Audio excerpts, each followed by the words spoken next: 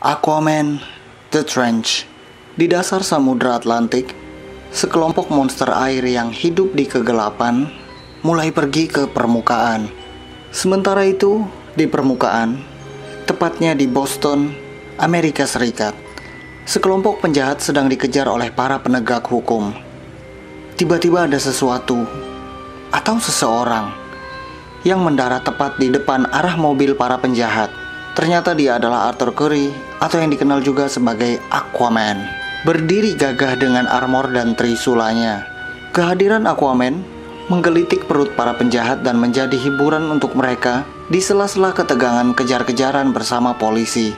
Para penjahat tidak peduli dan langsung tancap gas, berharap mereka dapat melindas sang Raja Atlantis. Sementara Aquaman sudah ancang-ancang dengan trisula saktinya. Aquaman menghentikan laju kendaraan para penjahat dengan trisulanya. Lalu, dia membanting kendaraan tersebut. Aquaman memberikan kesempatan untuk para penjahat meletakkan senapan mereka dan menyerah. Tapi, penjahat tersebut lebih memilih untuk menarik pelatuk senapannya ketimbang menyerah. Peluru menghujani Aquaman, namun itu tidak terlalu mengganggunya karena peluru-pelurunya hanya mengenai armor dan trisulanya. Tapi salah satu peluru mengenai pelipisnya yang membuatnya mengalami luka ringan tergores. Aquaman marah, menggenggam sang penjahat dan melemparnya ke arah mobil polisi. Setelah sukses membantu para polisi Boston menangkap para penjahat, para polisi menawarkan Aquaman segelas air. Aquaman menolak dan langsung meninggalkan lokasi dengan lompatan yang sangat tinggi. Setelah itu di Sam's Seafood, ada seorang tamu yang mengejutkan seisi restoran. Semua mata tertuju kepadanya. Tamu tersebut adalah Aquaman. Aquaman? Di restoran seafood? Ngapain dia? Jawabannya sederhana dan masuk akal. Dia lapar dan memesan ikan dan kentang goreng. Pesanan Aquaman ini menghebohkan seisi restoran. Salah seorang pelanggan restoran menegur Aquaman dan mengatakan bahwa Aquaman tidak boleh memesan ikan dan kentang goreng karena Aquaman bisa ngobrol dengan ikan. Aquaman membalas bahwa dia nggak ngobrol dengan ikan. Salah seorang pelanggan restoran berniat mewawancarai Aquaman untuk isi blognya. Aquaman ditanya bagaimana dia bisa hidup tanpa pekerjaan. Aquaman ternyata hidup dari harta karun yang dia dapat di lautan. Pertanyaan terakhir orang ini menyulut amarah Aquaman dan membuat Aquaman meninggalkan restoran. Orang ini bertanya kepada Aquaman, bagaimana rasanya menjadi superhero yang tidak digemari oleh siapapun. Malam harinya, di Amnesty Bay, Aquaman memberitahu Mera terkait keputusannya yang berkaitan dengan masa depan mereka. Aquaman mengatakan bahwa dia berniat mengabaikan Atlantis dan berharap Atlantis mencari orang lain untuk memimpin bangsa mereka. Ini karena Aquaman ingin hidup di daratan bersama Mera.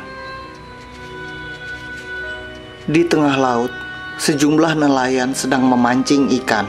Tapi sepanjang hari, mereka tidak mendapatkan satu ikan pun.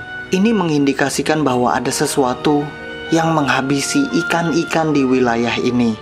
Keadaan nampaknya mulai berubah setelah salah satu pancingan nelayan ini mendapatkan sesuatu. Apapun itu, makhluk ini cukup kuat untuk menarik seseorang pria dewasa. Rekan-rekan orang tadi mulai panik dan mencoba mencarinya. Tapi yang mereka temukan hanyalah darah dan topi rekan mereka. Monster-monster air mulai muncul ke permukaan dan melihat ke arah kapal. Salah satu monster ini melihat manusia-manusia di atas kapal dan mengatakan, "Ada makanan di atas ini." Monster-monster ini naik ke atas kapal. Salah satu nelayan menembak seekor monster ini dengan pistol suar. Setelah monster tersebut mati, monster-monster lain langsung memakan habis monster yang gugur tadi. Seekor monster yang memiliki warna yang berbeda dari monster-monster yang lain meludahi seorang nelayan yang membunuh monster menggunakan pistol suar tadi. Hal ini menandakan bahwa nelayan yang ini merupakan makanan khusus si monster putih dan tidak boleh diambil oleh monster yang lain. Setelah menghabisi para nelayan di atas kapal, mata para monster ini tertuju ke pelabuhan. Mereka berasumsi akan ada lebih banyak makanan lagi di sana. seorang anggota polisi yang bernama Deputy Wilson pergi ke rumah Aquaman di Amnesty Bay dan meminta bantuan kepada Aquaman. Ini karena ada laporan penyerangan di sekitar pelabuhan yang dilakukan oleh para monster yang keluar dari laut. Lokasi kejadian perkara sudah dipenuhi oleh berbagai departemen pelayan warga sipil. Aquaman sampai ke lokasi dan menggunakan kekuatan telepatinya untuk mencari tahu apa yang sebenarnya terjadi. Sesuatu yang aneh terjadi. Tidak ada satupun makhluk laut yang merespon telepati Aquaman. Sepertinya wilayah air ini sudah tidak ada lagi kehidupan. Tiba-tiba sekelompok monster menyerang pelabuhan dan ingin memakan semua orang yang ada di sini. Aquaman dengan trisulanya serta Mera dengan hydrokinesisnya mencoba untuk membasmi monster-monster ini sebelum mereka menghabisi orang-orang di pelabuhan. Armor Aquaman sukses melindunginya dari gigitan monster-monster dan trisulanya berhasil membasmi monster-monster ini tanpa kesulitan. Tapi seekor monster yang berkulit putih dapat menghentikan trisula Aquaman. Aquaman terkejut. Monster ini lalu meludahi Aquaman dan menandakan bahwa dia adalah makanan yang spesial.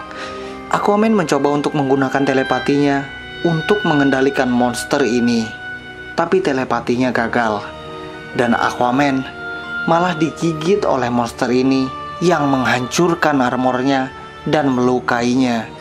Aquaman merobohkan monster ini dan membunuh beberapa ekor lainnya. Pemimpin monster ini lalu memerintahkan semua monster-monster ini untuk membawa sejumlah orang yang sudah mereka tangkap kembali ke sarang mereka. Salah satu makanan yang gagal dibawa oleh monster-monster tadi merupakan seekor anjing. Anjing ini berhasil diselamatkan oleh Aquaman. Aquaman dan Mera pergi membawa salah satu mayat monster ke rumah Dr. Shin, seorang ahli biologi kelautan. Dari hasil observasi Dr. Shin, dia mengungkapkan bahwa monster-monster ini harus makan dalam jumlah yang sangat banyak per hari hanya untuk hidup. Dr. Shin juga bisa mengetahui dari mana monster ini berasal hanya dari melihat komponen tubuh monster ini. Aquaman dan Mera pergi dengan membawa mayat monster ini. Padahal Dr. Shin ingin menyimpan monster ini sebagai bahan penelitiannya. Aquaman dan Mera pergi ke dasar laut. Mereka pergi ke The Trench untuk menyelamatkan orang-orang yang diculik oleh para monster Trench. Aquaman dan Mera sudah berada di dasar laut yang gelap. Biasanya Aquaman dapat melihat di kegelapan, tapi karena komponen toksin yang banyak di air ini, dia kesulitan untuk melihat sehingga membutuhkan ikan-ikan bioluminescence sebagai sumber cahaya. Aquaman dan Mera pergi ke sesuatu yang terlihat seperti sebuah benteng. Aquaman melihat ada tulisan-tulisan Atlantis kuno di dinding-dinding benteng ini, yang berarti bahwa ini merupakan infrastruktur Atlantis kuno. Mereka masuk ke dalam benteng ini, tetapi ikan-ikan bioluminescence tidak mau mengikuti mereka. Ini berarti mereka sudah berada di tempat yang tepat, dan ini juga berarti bahwa mereka akan harus beradaptasi di kegelapan. Saat berada di dalam, mereka mendapati seekor anak monster yang berenang ke arah mereka, namun mati sebelum monster tersebut dapat menyerang mereka. Aquaman dan Mera sampai ke sarang The Trench. Di sana, mereka melihat ratu dari The Trench yang berukuran besar dan dikelilingi oleh monster-monster yang menculik orang-orang di daratan. Aquaman melihat di mana para monster ini menyimpan orang-orang yang mereka culik. Dan dengan bantuan Mera, Aquaman melewati para monster-monster ini. Aquaman mencoba untuk menyelamatkan orang-orang yang diculik oleh The Trench. Namun hal ini membuat para monster marah karena Aquaman dianggap telah mencuri makanan mereka. Aquaman dan Mera kabur membawa orang-orang yang mereka selamatkan dari sarang The Trench. Tentu saja para monster ini mengikuti mereka karena tidak rela makanan mereka diambil. Aquaman mencoba menahan monster-monster ini, sementara Mera berusaha membawa para korban ke permukaan. Ratu The Trench menangkap Aquaman dan mencoba memakannya. Aquaman melempar trisulanya ke arah volcanic vent yang menyebabkan erupsi vulkanik. Setelah berhasil menyebabkan erupsi vulkanik yang menenggelamkan sarang The Trench di lava, Aquaman mencoba menutup sarang mereka secara permanen dengan mendorong bongkahan batu besar ke arah sarang The Trench. Aquaman berhasil. The Trench sudah tersegel dan dia memastikan tidak akan ada ancaman lagi dari monster-monster ini. Mereka pun membawa para korban ke permukaan. Setelah di permukaan, para korban berhasil diselamatkan dengan dikeluarkan dari kepompong yang menyelimuti tubuh mereka. Seorang anak kecil yang merupakan salah satu korban yang diselamatkan memerhatikan Aquaman dan Mera. Anak ini lalu mengatakan bahwa Aquaman merupakan superhero favoritnya. Hal yang membuat Aquaman senang. Sore hari di Amnesty Bay, Deputy Wilson datang mengunjungi Aquaman dan Mera dengan membawa seekor anjing. Anjing ini merupakan salah satu korban The Trench yang diselamatkan oleh Aquaman. Sayangnya majikannya tidak dapat diselamatkan. Jadi, Deputy Wilson memberikan anjing ini kepada Aquaman dan Mera. Deputy Wilson memberi nama anjing ini dengan sebutan Aqua Dog. Wilson juga mengatakan bahwa anjing ini tidak bisa berenang. Mera menjawab bahwa dia dan Aquaman akan mengajarkan Aqua Dog berenang. Dengan begitu, maka berakhirlah cerita Aquaman The Trench.